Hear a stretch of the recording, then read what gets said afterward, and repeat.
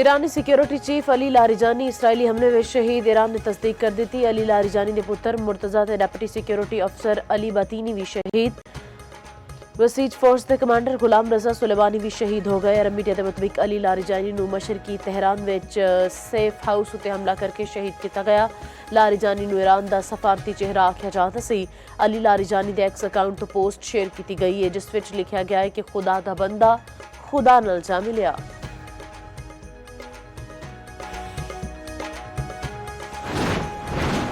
Ali Larijani का खून रायगा नहीं जाएगा। पासदारान इनकलाब का अली लारिजानी ते होर शहादा का बदला लैन का ऐलान आख्या।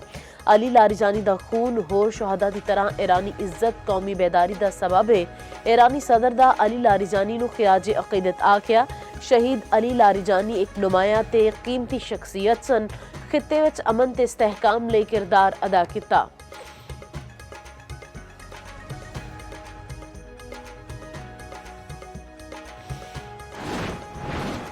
असी ईरान की क्यादत ते फौज सारिਆਂ ਨੂੰ खत्म कर दिता। ईरान की नेवी फिजाइया समेत सब कुछ तबाह कर दिता। अमरीकी सदर डोनाल्ड ट्रंप का तकरीब नाल खिताब आख्या पिछे हटांगे ना ईरान नू एटमी हथियार बनन की इजाजत देवांगे। ईरान की जौहरी तनसीबात उत्ते हमला ना करदे ते हुण तक एटमी हथियार बना चुकिया हुंदा। ईरान के खिलाफ जंग विच मुकर्ररा अहदाफ नाल अगे जा रहे हैं।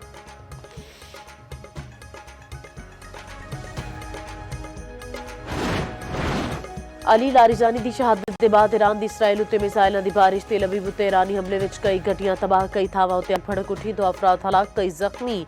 इसराइली फौज ते जनूबी कमान ते अस्तेहा कंपनी रफाल उत्ते हमले।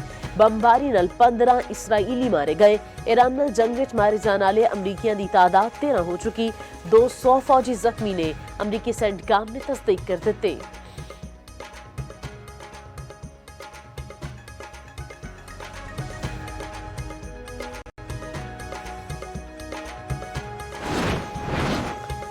ईद ते वध किराए लैने वाले ट्रांसपोर्टर्स के खिलाफ कार्रवाई की जाए। वज़ीर आला पंजाब मरीम नवाज का हुक्म, सख्त कार्रवाई की हिदायत।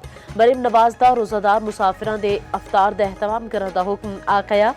ईद के मौके उत्ते घरां नूं जाने वाले गरीब मुसाफिरों के इस्तेहसाल की इजाजत नहीं दी जाएगी। हर बस स्टैंड ते किरायानामा नुमाया करके लाया जाए तो इसकी पाबंदी यकीनी बनाई जाए।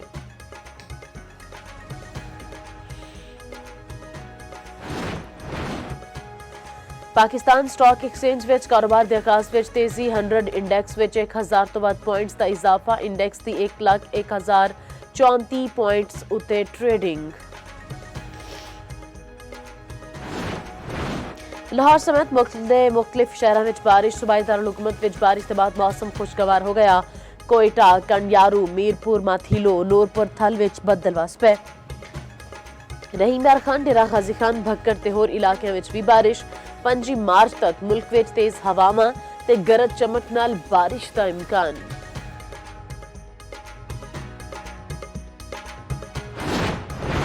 ते नेशनल T20 कप का फाइनल अज कराची ते एबटाबाद के विचकार खेडिया जाएगा। पिछले दिहाड़े पहले सेमीफाइनल विच कराची वाइट्स ने सियालकोट नूं शिकस्त दी।